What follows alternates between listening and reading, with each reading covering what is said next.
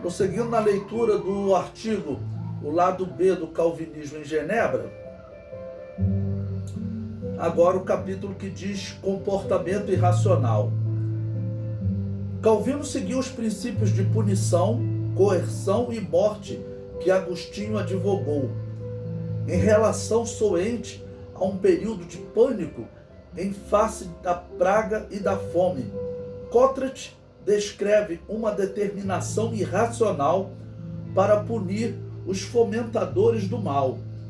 Ele fala de um homem que morreu sob tortura em fevereiro de 1545, sem admitir os seus crimes.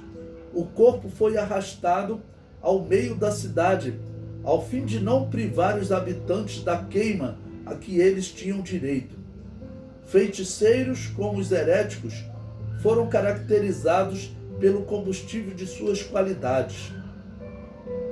As execuções continuaram. Já aqueles detidos que recusaram confessar as torturas foram combinadas habilmente para evitar matar o culpado de forma tola. Alguns foram decapitados. Alguns cometeram suicídio em suas celas para evitar a tortura.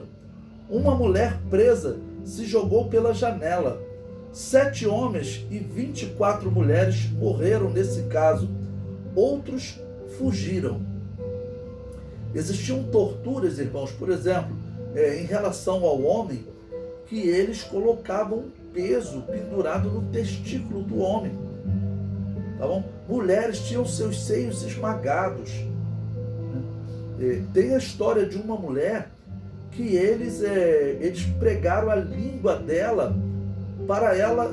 Ela era uma anabatista, e os anabatistas eles morriam louvando a Deus e evangelizando os seus assassinos, né? Então o que eles fizeram? Eles prenderam a língua dela com um prego no céu da boca para ela não cantar louvores a Deus. Então todos esses exemplos foi um período em que os cristãos estavam sofrendo mais do que no período católico. Por quê?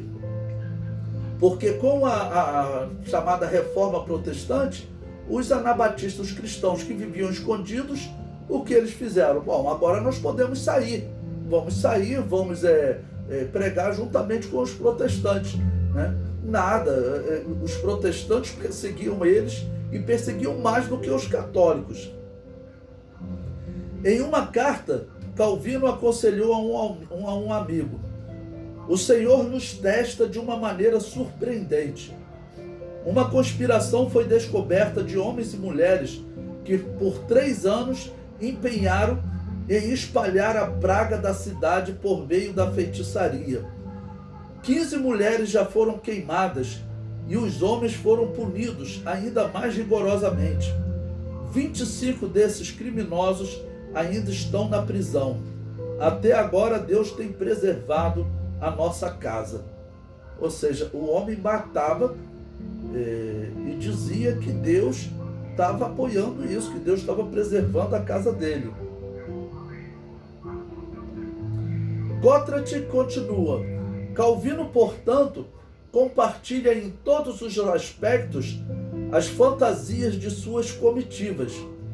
Ele encontrou ocasião para exortar os seus contemporâneos a perseguir os feiticeiros a fim de extirpar tal raça.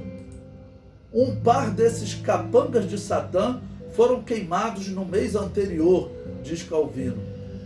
Calvino até mesmo acreditou que o diabo, pelo menos em uma ocasião, ajudou a eliminar o mal de Genebra. Ele diz: pois em outubro de 1546, ele, o diabo, arribou ao ar, conforme o que testifica o próprio Calvino, um homem que estava doente com a praga e que era conhecido por sua má conduta e impiedade, né? Bom, vocês vão encontrar calvinistas tentando negar isso, tá bom?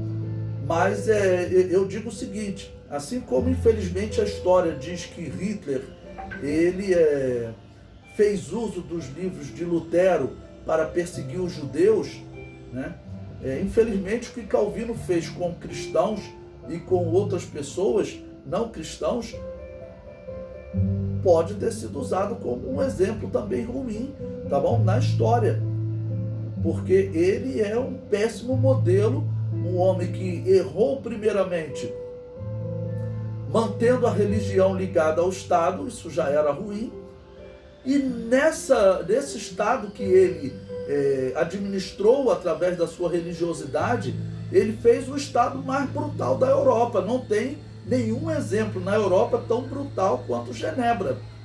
Então, eu não sei como que essas pessoas conseguem defender esse péssimo exemplo, né?